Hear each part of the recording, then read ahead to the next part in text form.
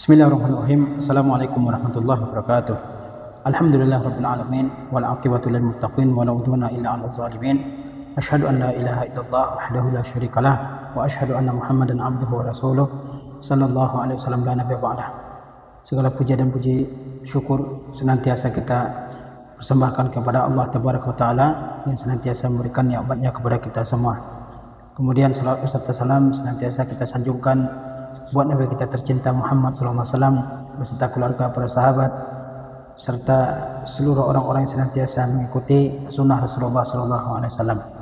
Pada siang yang berbahagia ini saya akan menyampaikan sedikit tentang fikih kurban. Judulnya adalah ringkasan fikih kurban, karena sekarang kita sedang berada di 10 hari pertama bulan Zulhijjah, dan di antara ibadah yang disyariatkan pada 10 hari pertama bulan Zulhijjah ini adalah udhiyah atau kurban. Oleh sebab itu kita perlu untuk mengetahui tentang kurban ataupun udhiyah ya. Yang pertama yang akan kita bahas adalah definisi kurban ataupun dalam bahasa Arab disebut udhiyah. Udhiyah adalah hewan yang disembelih sebagai bentuk ibadah kepada Allah Subhanahu wa taala pada hari-hari penyembelihan, yaitu pada hari raya Idul Adha dan pada hari-hari tasyrik ya, dengan syarat-syarat yang khusus. Sembelihan tersebut dinamakan udhiyah atau idhiyah ataupun dahiyah dalam bahasa Arab ya. Disebut demikian udhiyah, idhiyah atau dahiyah. Kenapa disebut demikian? Karena dia disembelih ya biasanya pada waktu duha ya. Oleh sebab itu hari raya penyembelihan hewan kurban disebut dengan Idul Adha, yaitu hari raya yang dikerjakan setelah matahari naik ya. Itu yang pertama pengertian dari udhiyah. Yang kedua adalah hukum berkurban. Menurut jumhur ulama, hukum berkurban adalah sunnah. Menurut jumhur ulama, hukum berkurban adalah sunnah muakkadah. Ya, dalilnya adalah firman Allah Subhanahu wa taala, "Fashalli li rabbika wanhar." Ya, maka dirikanlah salat karena Tuhanmu dan berkurbanlah. Maka dirikanlah salat karena Tuhanmu dan berkurbanlah. Sebagian ulama menafsirkan bahwa perintah mengerjakan salat dalam ayat ini, fasalli, maka salatlah kamu. Menurut mereka maksudnya adalah kerjakanlah salat Idul Adha. Ya. Dan yang dimaksud dengan wanhar yaitu sembelihlah. Yang dimaksud dengan perintah menyembelih di sini adalah menyembelih hewan kurban setelah melaksanakan salat Idul Adha. Jadi menurut mayoritas ulama hukumnya adalah sunnah muakkadah. Hukum berkurban adalah sunnah muakkadah, yaitu sunnah yang ditekankan untuk dikerjakan ya. Dalilnya diantaranya adalah ayat tadi, fashalli li rabbika wanhar, salatlah engkau ya demi Rabb engkau dan penambah berkurbanlah ya. Salat menurut sebagian ulama maksudnya di sini adalah salat Idul Adha, dan berkurbanlah maksudnya adalah sembelihlah hewan untuk kurban ya, karena Allah Subhanahu wa taala. Kemudian dari hadis Nabi sallallahu alaihi wasallam terdapat sebuah riwayat yang diriwayatkan dari Ummu Salamah radhiyallahu taala anha, di mana Nabi sallallahu alaihi wasallam bersabda, kata beliau, "Iza dakhalatil ashru wa arada ahadukum an yudhi fala yamassa min sya'rihi wa basharihi syai'an." Sahih Muslim. Apabila telah masuk 10 hari pertama bulan Zulhijjah dan seseorang di antara kalian ingin berkurban, maka janganlah dia memotong rambut dan kulitnya ya sama sekali. Yang terdapat dalam Sahih Muslim. Dalam hadis ini ada kata wa arada ahadukum an yudhi. Seseorang di antara kalian ingin berkurban. Nah, ini menunjukkan dia tidak wajib ya. Karena kalau wajib lafaznya tidak demikian ya. Jadi kata Rasulullah SAW, jika 10 hari pertama bulan Zulhijjah telah masuk dan seseorang di antara kalian ingin berkurban, maka janganlah dia mencukur rambutnya dan juga kulitnya. Misalnya ada kulitnya yang terkelupas dan sebagainya, maka hendaklah dia tidak memotongnya ataupun dia membuangnya ya. Jadi mayoritas ulama mengatakan hukum berkurban adalah sunnah muakkadah, dan menjadi wajib hukum berkurban itu kalau dinazarkan. Kalau seseorang bernazar dia akan berkurban, maka nazar tersebut wajib dia penuhi ya. Poin selanjutnya adalah keutamaan berkurban. Apa keutamaannya ya? Berkurban termasuk di antara amalan yang terbaik yang dilakukan pada 10 hari pertama bulan Zulhijjah. Dia merupakan amal yang terbaik di sisi Allah Subhanahu wa taala. Seorang sahabat yang bernama Abdullah bin Qurt radhiyallahu taala anhu, ya, dia meriwayatkan dari Rasulullah SAW di mana beliau bersabda, "Inna a'zamal ayyami 'indallahi tabaraka wa ta'ala yaumun nahar." Sesungguhnya hari teragung di sisi Allah Subhanahu wa taala adalah yaumun nahar, yaitu hari raya kurban, itu hari raya Idul Adha. Summa yaumul qar, kemudian adalah hari berikutnya, hari kedua, ya, setelah hari berikutnya setelah hari raya Idul Adha. Nah, hadis ini menerangkan bahwa hari raya Idul Adha itu adalah hari terbesar di sisi Allah Subhanahu wa taala. Hari penyembelihan itu, ya, adalah hari yang terbesar di sisi Allah Subhanahu wa taala. Kemudian, ya, hari berikutnya juga merupakan hari yang terbesar di sisi Allah Subhanahu wa taala, yaitu hari tasyrik yang pertamanya. Kemudian juga dari Ibnu Abbas radhiyallahu taala anhuma, Rasulullah SAW bersabda, "Ma min ayyamin al-amalu salihu fiha ahabbu ila Allah min hazil ayyam, yakni ayyam al-ashr." Tidak ada satupun hari di mana amal saleh pada hari tersebut lebih dicintai oleh Allah Subhanahu wa taala daripada amal saleh pada hari-hari ini, yakni 10 hari pertama bulan Zulhijjah. Tidak ada amal saleh yang lebih dicintai oleh Allah Subhanahu wa taala daripada amal saleh yang dikerjakan pada 10 hari pertama bulan Zulhijjah. Lalu sahabat bertanya kepada Rasulullah SAW, "Walal jihadu fi sabilillah?" Tidak juga jihad fi sabilillah? Apakah jihad tidak lebih utama daripada amal saleh yang dikerjakan pada 10 hari pertama bulan Zulhijjah? Apa jawab Rasulullah SAW? "Walal jihadu fi sabilillah." Jihad fi sabilillah juga tidak lebih utama daripada amal soleh yang dikerjakan pada 10 hari pertama bulan Zulhijjah.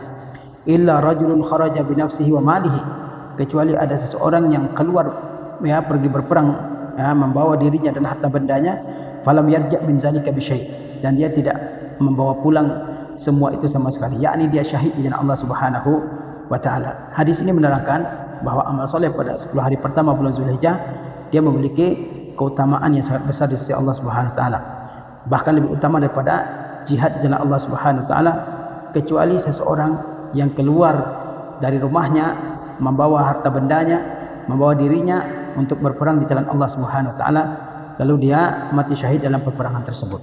Ini menunjukkan bahwa berkurban itu, ya, pada 10 hari pertama bulan Zulhijjah memiliki keutamaan yang besar di sisi Allah Subhanahu wa taala. Kemudian adalah hewan yang boleh dikurbankan. Yang boleh dikorbankan adalah bahimatul an'am. Yang boleh dikorbankan adalah bahimatul an'am. Bahimatul an'am itu hewan ternak, ya, yang dikenal di masa Rasulullah SAW. Apa hewan ternak yang dikenal di masa Rasulullah SAW? Yaitu onta, sapi, domba, dan kambing. Ya, dan termasuk juga kerbau. Kerbau termasuk, ya, sapi, ya, sama dengan sapi.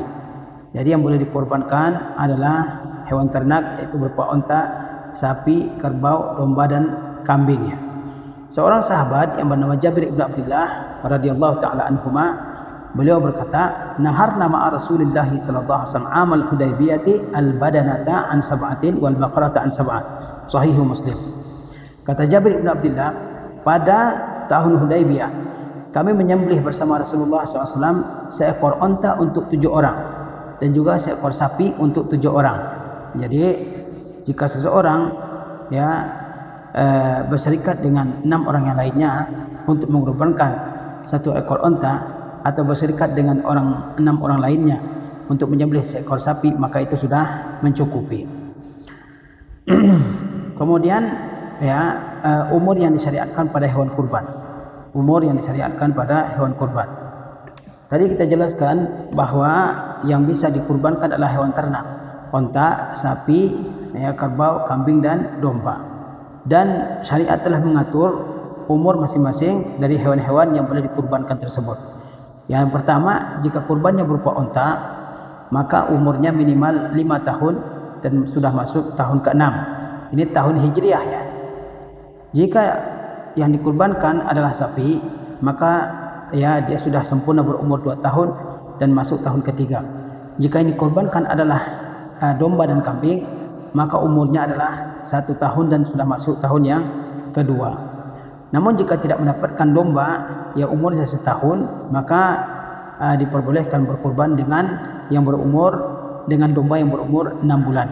Jadi ada ketentuan-ketentuannya, dan seseorang harus mengetahui ya umur hewan yang akan dia sembelih, ya, sehingga kurbannya sempurna di sisi Allah Subhanahu wa taala. Ya, kalau di negeri kita tidak ada onta, yang ada adalah sapi, kerbau, kambing ataupun domba, maka kita yang akan berkurban harus mengetahui umurnya masing-masing. Tanyakan kepada penjualnya, ya, dan juga hitungannya adalah hitungan bulan Hijriah, ya. Jika tidak ada yang kambing yang sudah berumur 1 tahun, maka dibolehkan ya menyembelih domba yang berumur 6 bulan. Jabir radhiyallahu taala anhu berkata, Rasulullah SAW bersabda, la tazbahu illa musinnah. Kata beliau sallallahu alaihi wasallam, janganlah kalian menyembelih kecuali musinnah. Musinnah yaitu hewan yang sudah tumbuh dewasa, yang sudah bertukar gigi, ya. Dan hewan tadi bertukar gigi, kalau unta umurnya sudah 5 tahun dia bertukar gigi, itu menunjukkan dia sudah dewasa. Kalau sapi umur 2 tahun bertukar giginya, itu menunjukkan dia sudah dewasa. Kalau kambing juga berumur 1 tahun dan dia sudah dewasa, ya, sudah berganti gigi. Kata Rasulullah SAW, janganlah kalian menyembelih kecuali musinnah, yaitu hewan yang sudah dewasa, ya, kambing ataupun sapi ataupun unta yang sudah dewasa dengan umurnya masing-masing seperti yang tadi dijelaskan. Illa an ya'sura alaikum, kecuali sulit bagi kalian untuk mendapatkan yang seperti itu. Fatazbahu jaza'atan minad dha'ni, maka sembelihlah oleh kalian ya domba yang berumur 6 bulan. Jangan kalian menyembelih kecuali hewan kurban yang sudah dewasa, kecuali sulit bagi kalian untuk mendapatkan ya kambing yang berumur 1 tahun, maka kalian sembelihlah kambing yang berumur 6 bulan, ya. Ini disebut dengan jaz'ah. Kemudian ketika membeli hewan kurban, maka perlu dilihat apakah pada hewan tersebut ada cacatnya, ya, ada kekurangannya. Dan terkait dengan cacat pada hewan kurban ini ada 2. Yang pertama, cacat pada hewan kurban yang tidak sah untuk dijadikan sebagai kurban. Cacat pada hewan kurban yang tidak sah untuk dijadikan sebagai kurban. Di antaranya apa? Pertama, matanya rabun, ya, dan sangat parah, ya, kerabunan matanya. Ini tidak boleh dijadikan sebagai hewan kurbannya, yaitu apabila bagian putih pada mata hewan tersebut lebih menonjol, lebih dominan daripada bagian hitamnya. Ini tidak boleh dijadikan sebagai hewan kurbannya.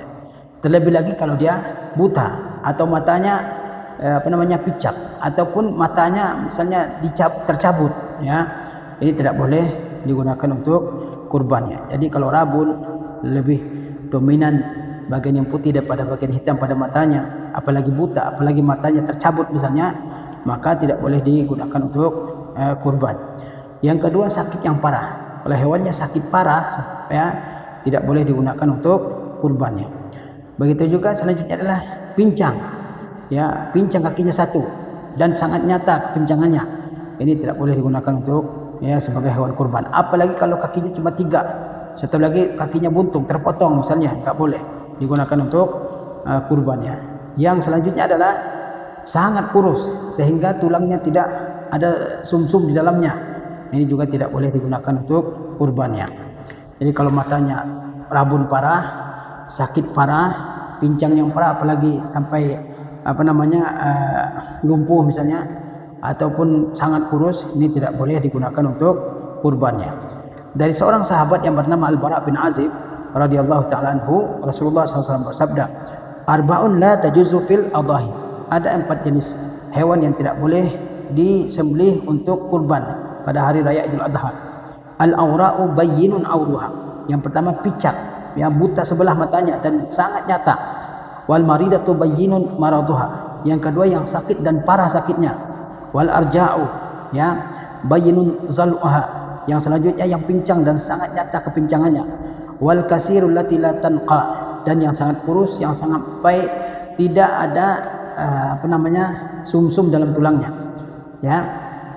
Itu adalah cacat yang tidak boleh digunakan sebagai hewan kurbannya. Yang selanjutnya, cacat yang makruh untuk dijadikan sebagai hewan kurban. Dia boleh tapi makruh, artinya sebaiknya dihindari.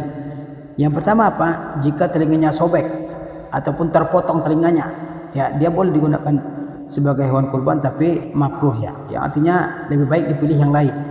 Yang kedua, tanduknya pecah ataupun terpotong tanduknya, patah tanduknya misalnya. Ya, itu juga makruh untuk dijadikan sebagai hewan kurban. Bukan berarti tidak sah, tapi lebih baik dicari yang lebih bagus ya.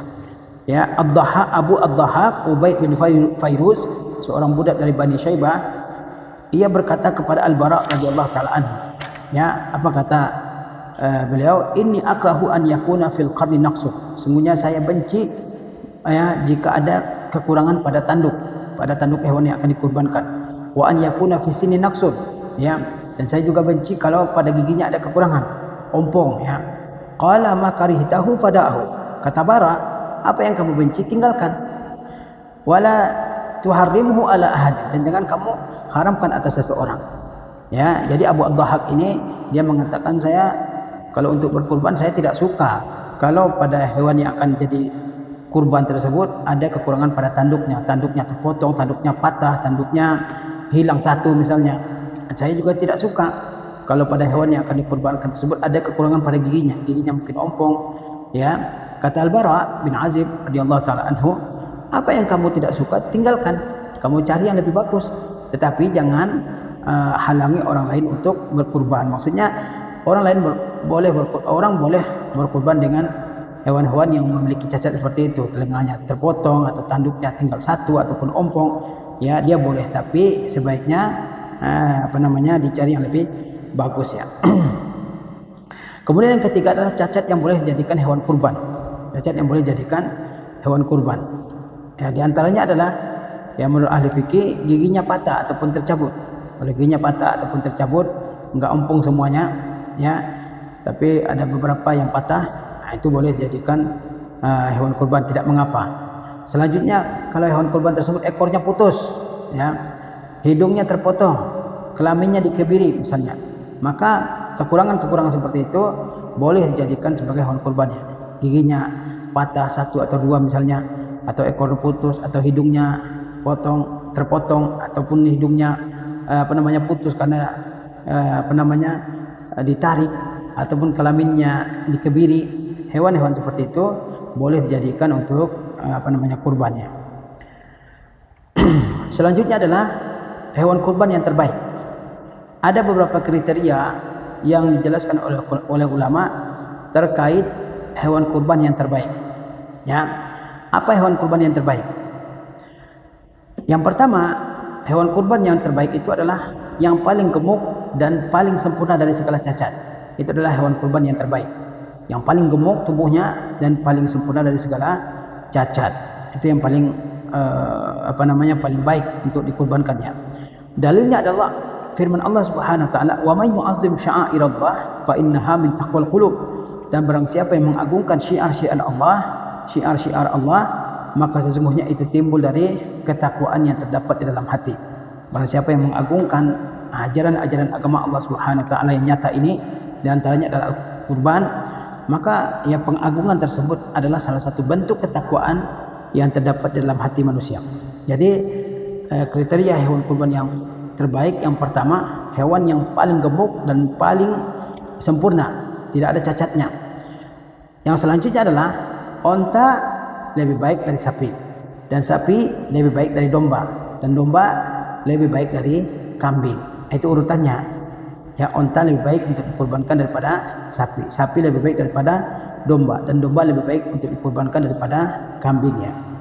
Karena onta lebih besar dari sapi, sapi lebih besar dari domba, dan domba lebih besar dari kambing ya. Hadisnya adalah hadis yang berasal dari Abu Hurairah radhiyallahu taala anhu. Rasulullah SAW bersabda, "Man igtasala yaumal jumu'ah ghuslal janabah." Barang siapa yang mandi junub pada hari Jumat, kemudian dia bergegas pergi ke masjid, maka annama qarraba badana, maka sepertinya dia sedang bersedekah seekor unta. Barang siapa yang mandi junub pada hari Jumat, kemudian dia bergegas berangkat ke masjid, maka seolah-olah dia telah berkurban satu ekor unta. Wa man raha fi sa'ati tsaniyah fa ka'annama qarraba baqarah. Barang siapa yang datang pada jam yang kedua, maka pahalanya seperti bersedekah seekor sapi. Wa man raha fi sa'ati tsalitsah fa ka'annama qarrama qabshan aqran. Dan barang siapa yang datang pada jam yang ketiga, maka seolah-olah dia berkurban dengan seekor kambing yang bertanduk. Wa man raha fi sa'ati rabi'ah fa ka'annama qarraba dajaja, dan barang siapa yang pergi pada jam yang keempat maka seolah-olah dia berkurban dengan seekor ayam. Jadi Rasulullah SAW mengurutkan keutamaan berkurban. Pertama berkurban dengan onta, kemudian dengan sapi, kemudian dengan kambingnya. Tapi harus dipahami, hal ini berlaku apabila satu onta atau sapi untuk satu orang. Ya, adapun jika sepertujuhnya maka kambing lebih utama. Jadi sapi lebih utama untuk onta lebih utama dikorbankan daripada sapi, ya, dan sapi lebih utama dikorbankan daripada domba, dan domba lebih utama dikorbankan daripada kambing. Itu kalau kurban tersebut adalah untuk satu orang. Tapi kalau sepertujuh maka berkurban satu ekor kambing lebih utama, ya. Kemudian kriteria selanjutnya terkait dengan hewan kurban yang paling baik adalah yang putih bersih lebih baik daripada yang putih kotor, dan yang putih kotor lebih baik daripada yang hitam. Yang putih bersih memutih semua badannya bersih, itu lebih utama untuk dikurbankan. Kemudian yang putih tapi ada bercampur dengan warna yang lain, maka itu lebih utama daripada yang hitam, ya. Anas radhiyallahu taala anhu, beliau berkata, anna Nabi SAW kana yudahhi bi kabshaini amlahaini aqranain, bahwa Nabi SAW menyembelih dua ekor kambing yang gemuk dan bertanduk. Wa yada'u rijlahu ala safhatihima, dan beliau meletakkan kakinya di leher kedua kambing tersebut. Wa yazbahuhuma, dan beliau menyembelih keduanya biyadihi, dengan tangannya. Ya. Nah, ini dalil yang menunjukkan bahwasanya yang putih bersih lebih baik daripada putih tapi bercampur dengan warna-warna yang lain, ya. Kemudian dan putih yang bercampur dengan warna yang lain lebih baik daripada yang berwarna hitam. Kemudian kriteria selanjutnya tentang hewan kurban yang terbaik adalah yang jantan lebih utama daripada yang betina, karena yang jantan dagingnya lebih banyak, ya. Karena yang jantan dagingnya lebih banyak daripada yang betina. Jadi itu beberapa kriteria tentang kurban yang terbaik, ya. Yang pertama yang paling gemuk, yang paling jauh dari segala cacat.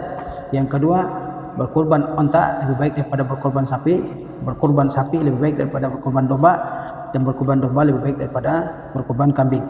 Kemudian dari segi warna, yang warnanya putih bersih lebih utama daripada yang warnanya putih yang bercampur dengan warna yang lain. Ya, warna yang berwarna putih tapi bercampur dengan warna yang lain lebih baik daripada yang berwarna hitam. Selanjutnya, yang jantan lebih utama untuk dikurbankan daripada yang betina. Kemudian ada larangan dari Rasulullah SAW untuk bercukur dan memotong kuku ketika sudah masuk 10 hari pertama bulan Zulhijjah. Mengenai masalah ini ada dua pendapat ulama. Ada ulama yang mengharamkan dan ada ulama yang menilainya sebagai perkara yang makruh, yakni perkara yang sebaiknya tidak dikerjakan, ya. Tadi Rasulullah SAW bersabda, "Iza dakhalatil ashru wa arada ahadukum an yudahhi fala yamassa min sya'rihi wa basharihi syai'a." Kalau sudah masuk 10 hari pertama bulan Zulhijjah dan ada di antara kalian yang ingin berkurban, maka jangan dia memotong rambut dan juga kulitnya sama sekali. Ini ada larangan di sini, ya. Tapi larangan ini berlaku hanya bagi yang ingin berkurban, ya, bagi yang ingin berkurban. Adapun keluarganya yang dia ikutkan dalam niat kurban, maka tidak terkena larangan tersebut. Kemudian selanjutnya adalah waktu penyembelihan hewan kurban. Waktu penyembelihan hewan kurban adalah setelah imam selesai salat Idul Adha dan berakhir sampai hari akhir tasyrik. Anas bin Malik radhiyallahu taala anhu berkata, "Man zabaha qabla salati fa innama zabaha li nafsihi." Barang siapa yang menyembelih hewan kurban sebelum salat Id, maka itu hanyalah sembelihan untuk dirinya sendiri, ya, bukan untuk kurban. Wa man zabaha ba'da shalah faqad tamma nusukuhu wa asaba sunnah. Dan barang siapa yang menyembelih setelah salat Idul Adha, maka sudah sempurna ibadah penyembelihannya dan dia sudah sesuai dengan sunnah, yaitu sunnatul muslimin, sunnahnya kaum muslimin. Jadi waktu penyembelihan hewan kurban adalah setelah selesai imam menyampaikan khutbahnya, itu adalah awal waktunya sampai hari tasyrik yang terakhir di tanggal 13 bulan Zulhijjah, ya. Kemudian juga apa yang boleh dimanfaatkan dari hewan kurban, ya, bagaimana pemanfaatannya. Kata ulama mengenai pemanfaatan daging hewan kurban, pertama dia bisa langsung dimakan, ya, oleh orang yang berkurban dengan keluarganya, ya. Dia sembelih, kemudian dia masak dan dia makan bersama keluarganya. Hal tersebut dibolehkan. Kemudian disedekahkan untuk orang lain dan disimpan untuk cadangan makanan untuk beberapa hari ke depan. Itu dibolehkan. Jadi boleh dia makan dengan keluarganya hewan kurbannya itu, kemudian boleh dia sedekahkan juga, dan boleh juga untuk disimpan selama beberapa hari. Allah Subhanahu wa taala berfirman, liyashhadu manafi'a lahum wa yadhkuru ismallahi fi ayyamin ma'lumat 'ala ma razaqahum min bahimatil an'am faqulu minha wa at'imul ba'isal faqir, agar mereka menyaksikan berbagai manfaat untuk mereka dan agar mereka menyebut nama Allah pada beberapa hari yang telah ditentukan atas rezeki yang diberikan oleh Allah Subhanahu wa taala berupa hewan ternak. Maka makanlah sebagian darinya, sebagian dari hewan kurban tersebut, dan sebagian lagi berikanlah untuk dimakan oleh orang-orang yang sengsara lagi fakir. Nah, di sini Allah Subhanahu wa taala memerintahkan untuk memakan sebagian dari hewan kurban dan memberikannya sebagai makanan untuk orang-orang yang sengsara lagi fakir, ya. Begitu juga dengan Salamah bin Aqwa radhiyallahu taala anhu, ia berkata, Nabi sallallahu alaihi wasallam bersabda, "Man dhaha minkum fala yusbihanna ba'da thalisatin." Para siapa yang berkurban di antara kalian, maka jangan sampai tersisa daging tersebut setelah 3 hari. Wa baqiya fi baitihi minhu syai', sementara masih ada sesuatu dari daging tersebut yang masih tersisa di rumahnya. Ya, jadi kata Rasulullah SAW pada suatu ketika, barang siapa yang berkurban di antara kalian, jangan simpan daging tersebut lebih dari kebutuhan 3 hari. Karena zaman tersebut zaman paceklik, ada orang-orang yang membutuhkan makanan, maka jangan disimpan terlalu banyak. Ya, sebaiknya jika disedekahkan kepada orang lainnya. Falamma kana al-amul muqbil, pada tahun berikutnya, qalu, mereka pun bertanya kepada Rasulullah SAW, "Ya Rasulullah, naf'alu kama fa'alna amal madhi." Apakah tahun ini kita mengerjakan seperti yang kita kerjakan pada tahun yang lalu, yakni hanya boleh menyimpan daging kurban untuk kebutuhan 3 hari? Qala, maka beliau bersabda, "Kulu wa at'imu wad-dakhil." Makanlah oleh kalian, berikanlah sebagai makanan untuk orang lain, dan simpanlah. Fa inna zalikal 'am kana bin nasi jahdun. Karena pada tahun yang lalu itu ada kesulitan pada orang-orang. Fa aradtu an tu'inu fiha. Aku ingin kalian membantu mereka dalam kesulitan tersebut. Jadi, ya, awalnya Rasulullah SAW melarang menyimpan daging kurban lebih dari untuk kebutuhan 3 hari. Ya, untuk 3 hari makan mungkin beberapa kilo, ya, seseorang dengan keluarganya, lebihnya disedekahkan. Ya, pada tahun berikutnya sahabat bertanya, apakah masih berlaku, ya, perintah tahun lalu, yakni hanya boleh menyimpan daging kurban untuk kebutuhan 3 hari saja, yang lebihnya sedekahkan. Kata Rasulullah SAW, sekarang zaman sudah berbeda. Sekarang kalian boleh makan, boleh simpan, boleh disedekahkan juga. Ya, tahun lalu saya perintahkan untuk seperti itu adalah karena ada kesulitan, ada kesusahan. Ya, kalau saya perintahkan kalian seperti itu agar kalian bisa membantu orang-orang lain yang juga kesulitan. Ya. Kemudian, ya, yang tidak boleh dimanfaatkan dari hewan kurban. Yang pertama, tidak boleh ada yang dijual. Apa yang sudah dijadikan sebagai hewan kurban, diperuntukkan untuk hewan kurban, maka tidak boleh dijual sama sekali. Abu Qatadah, dia datangi keluarganya, lalu dia mendapati sebuah periuk, yaitu periuk yang besar, yang bisa untuk 10 orang makan di sana. Dan di dalam periuk tersebut ada sarid. Sarid itu bubur yang terbuat dari campuran daging dan roti. Ya, dagingnya adalah daging dendeng hewan kurban. Lalu Abu Qatadah menolak untuk memakannya. Lalu dia datang kepada Qatadah bin Nu'man dan mengabarkan kepadanya bahwasanya Nabi SAW pernah berdiri pada hari haji dan beliau bersabda, "Inni kuntu amartukum an la ta'kulul adahi fawqa 3 ayyam litasa'akum." Ya, kata Rasulullah SAW, aku dahulu memerintahkan kalian untuk tidak memakan sembelihan kurban lebih dari 3 hari untuk mencukupi kebutuhan kalian. Jadi dulu Nabi SAW pernah melarang, ya, untuk, ya, menyimpan daging kurban lebih dari 3 hari kebutuhan. Ya. Kemudian apa? Wa inni uhilluhu lakum.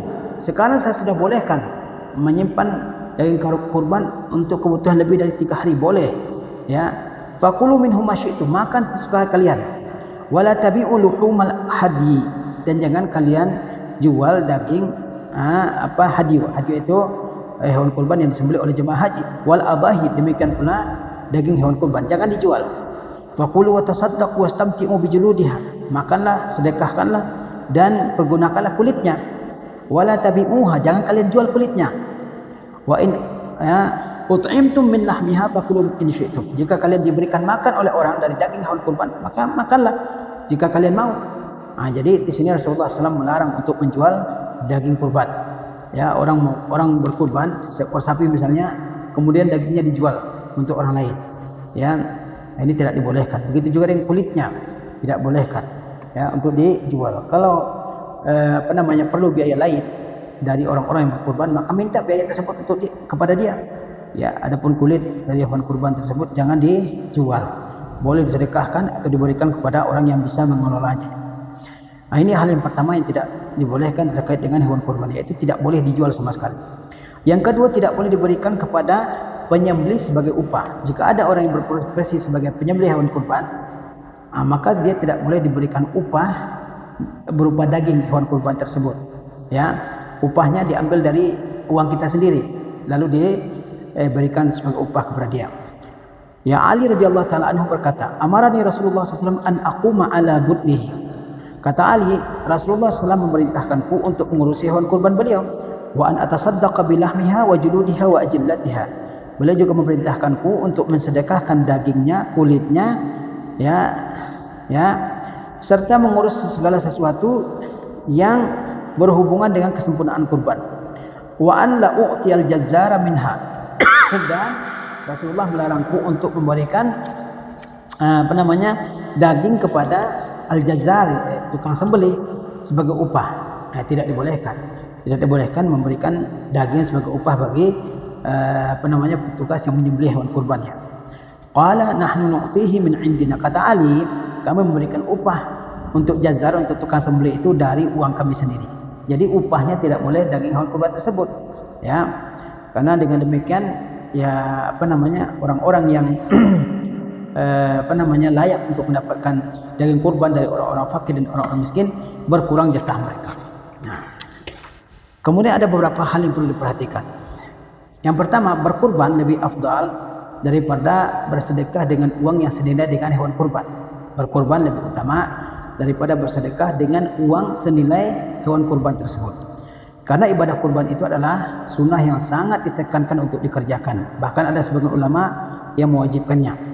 Dan ibadah kurban itu termasuk syiar agama yang nampak dengan nyata, yang nampak dengan jelas. Allah Subhanahu wa taala berfirman, "Wal budna ja'alnaha lakum min sya'airillah lakum fiha khair fadhkuru ismallahi 'alaiha sawaffa fa iza wajabat junubuha faqulu minha wa at'imul qani'a wal ma'tar kadzalika sakharnaha lakum la'allakum tashkurun." Dan telah kami jadikan untuk kamu unta-unta itu sebagai syiar Allah. Maksudnya syiar Allah adalah ajaran agama Allah yang nampak nyata, yang bisa disaksikan oleh semua mata.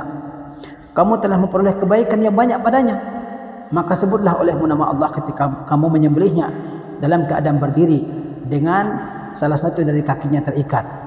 Kemudian apabila dia telah roboh, maka makanlah sebagainya. Fa iza wajabat junubuha fakulu minha. Kalau sudah roboh, sudah dikuliti dan dibersihkan, sudah diambil dagingnya, maka makanlah. Wa at'imul qani'a wal ma'tar, dan berikanlah sebagai makanan bagi orang-orang yang rela dengan apa yang ada padanya, yakni orang yang tidak meminta-minta dan juga orang-orang yang meminta-minta. Demikianlah kami, kata Allah Subhanahu wa taala, telah menundukkan unta-unta itu kepada kamu. Mudah-mudahan kamu bersyukur. Ya. Jadi lebih utama seseorang membeli hewan kurban lalu menyembelihnya daripada dia bersedekah dengan uang senilai dengan hewan kurban tersebut. Karena dengan menyembelih hewan kurban, maka itu menampakkan syiar agama Allah Subhanahu wa taala. Itu faedah yang pertama atau catatan yang pertama ya. Yang kedua, jika hewan kurban hilang atau mati sebelum disembelih, maka tidak wajib diganti. Orang sudah beli sapi, beli kambing misalnya, beli domba, ternyata hilang, kabur, tak ketemu lagi. Ya sering ya hal-hal seperti itu, mungkin talinya kurang kuat ya, ataupun mati.